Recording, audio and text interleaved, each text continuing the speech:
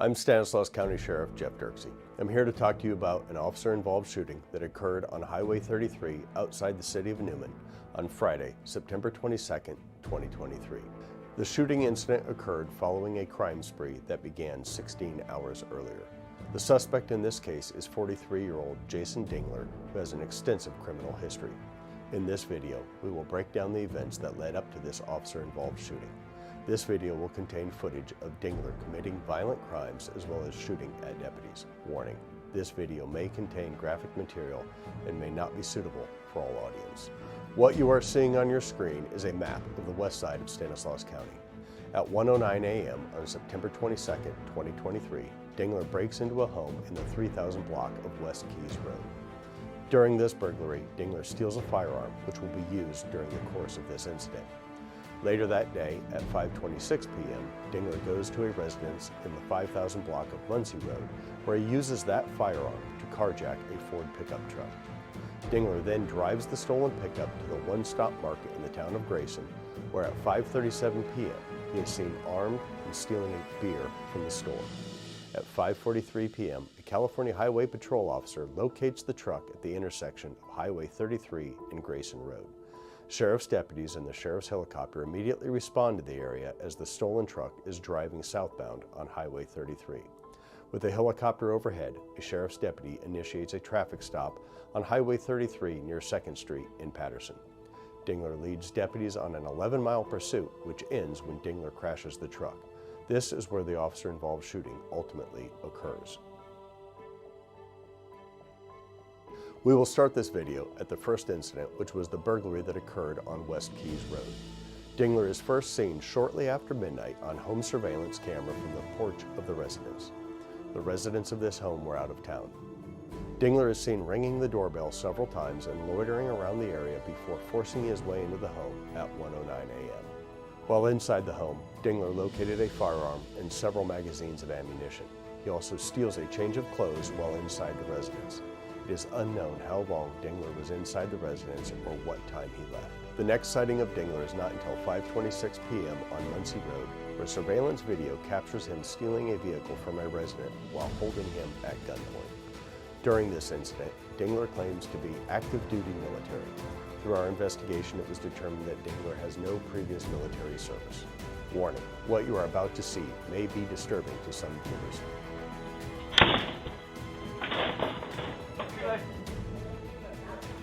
Get over here. Chances won't. They want the keys to that pickup. They're out back. I guess we'll be able to get them. Can I get my shoes? Right now. Alright? You're good, civilian. Call the cops. You can call the cops when you're dead. I'm active military. 1st Battalion, 2nd Corporal, United States Military. You'll be fine now. You'll be fine. Just the keys right now, son. Right now. Don't even switch. You're fine, man. Military. You're fine. Your son's gonna be fine. Stay. Grandma, take the dog. Hang on there, girl.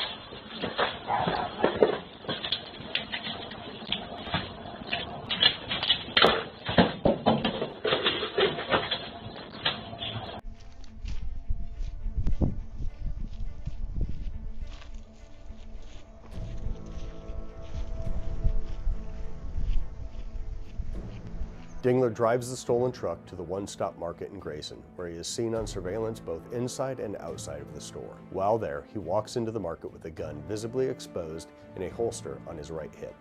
Dingler grabs beer and returns to his truck. Here is that surveillance video.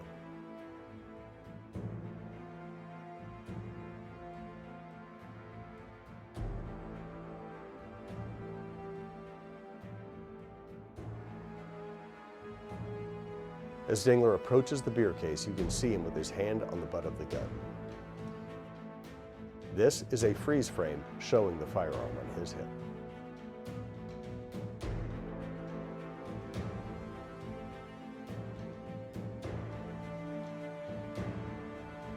As Dingler exits the beer aisle, he places his hand on the firearm as several juveniles approach. As Dingler exits the store, the clerk triggers the alarm.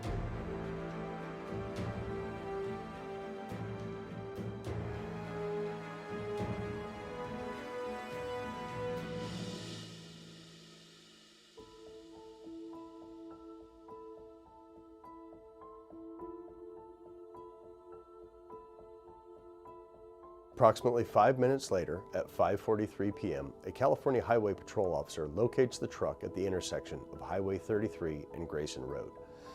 Deputies in the sheriff's helicopter are already en route to that location. Deputies will initiate a pursuit at Highway 33 and 2nd Street. The pursuit ends when Dingler sideswipes another motorist, loses control, and crashes into an orchard. We will start the footage at the intersection of Highway 33 and Las Palmas Avenue in Patterson. Number 2 lane, come up to the red light at Las Palmas now. Copy. 1033, we'll light it up. Our K9 unit said he's going to light it up. JLV number 4 is pursuit. And CHP units on channel 2. I copy that you guys are going to be backing off for now. We're not going to make any updates. We'll just be working with our guys. If needed, we'll contact you. 4850, copy. Spikes are set up. 33, enter.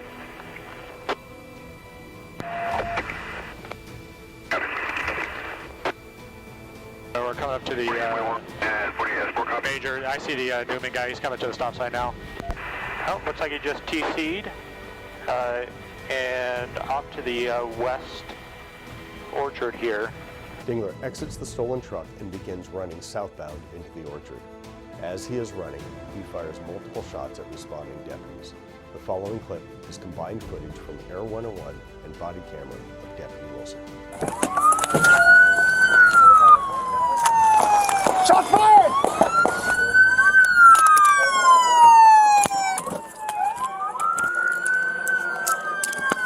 Shots fired! Hey, he's shooting. I got you.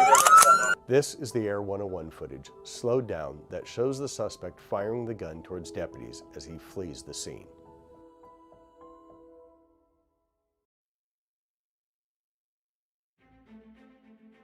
After the initial barrage of gunfire, Dingler fires additional solo shots at 6 p.m. and at 6:01 p.m., which are captured on Deputy Krebs' body camera. Air 101. I'm sorry. Control over here. Okay, Start everybody. And bring up. Tell him the last shot was southwest. He's going to be super close to the truck. As Air 101 is following Dingler's movements, he raises his firearm and points it towards the helicopter. And then now eastbound, in between the rows, towards you guys. Something in his right hand.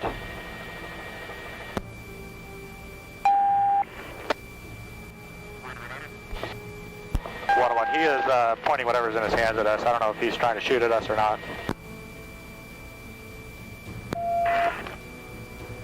At 6:13 p.m., Sergeant Rodriguez makes announcements to Dingler to surrender. Within seconds of making the announcements, Dingler fires 4 shots at deputies, striking a patrol vehicle deputies were using for cover. The following footage will show the announcements from Deputy Wilson's body camera, followed by Air 101 footage in which you can see the muzzle flash from Dingler's gun. This is Stanislaus County Sheriff's Department. We need you to hold the orchard with your hands up. Do it now.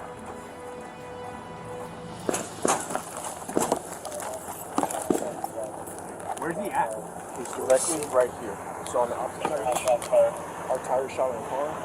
Our tire shot off. And he's proned out, facing directly towards you guys.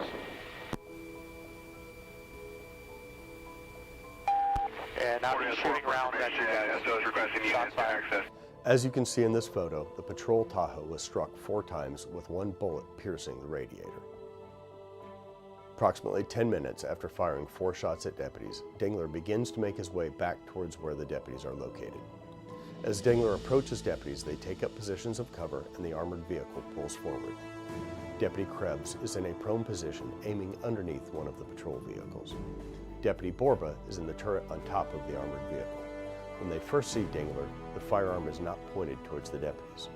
Dingler raises his firearm and Deputy Krebs and Borba fire almost simultaneously. The following footage is from Deputy Johnson's body camera.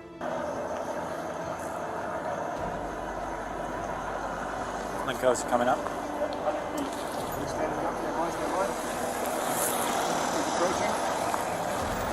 He's approaching. He's walking directly towards us. Come on, guys. One by. He's walking towards us. In the bridge!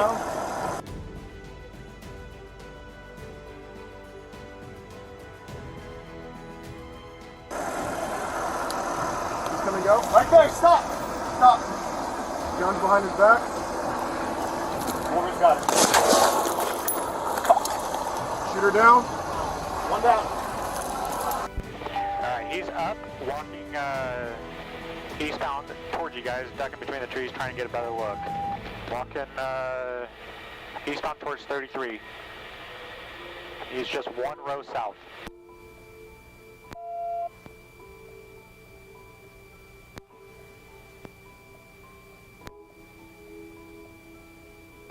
Okay, he's laying down. Gun is to his right side. As you'll see in footage from Air 101, the firearm is still within arm's reach of Dingler as he is on the ground. Deputies continue to make announcements to get Dingler away from the firearm so they can safely approach and render aid. Dingler is initially uncooperative and does not follow deputies' commands. Now, 4 trees west.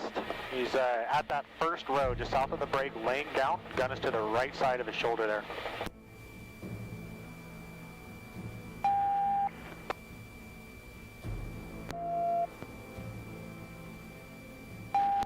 Open your hands up. Roll slow. Giving announcements. Are you giving announcements? Put your hands up. I can see you moving your head. Put your hands up. You are under arrest. Control 612. Subject is still moving, not following commands. Subject still moving, not following commands. Yeah, speak Spanish. If you guys want to try to get Spanish now, since he's not really doing what we're telling him, if you guys want to try that. Señor, por favor, pon tus dos manos arriba. Put both your hands up in the air. Hands in the air. Just an update overall for everybody. Listen up. Tactical is en route. Everybody hold your position. We got some extra armor moving forward. After a short time, Dingler moved away from the firearm, allowing deputies to approach him from the armored vehicle to render aid. The following footage is from Air 101 and Deputy Corral's body camera. Air 101, he's finally made it to the break in the orchard there, just to the north of that first row. Laying down. Hey, from you, T-1141's in the fire station. Got it.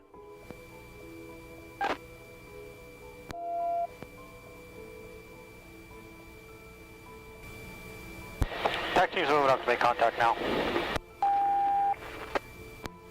TAC team, we're about to make contact.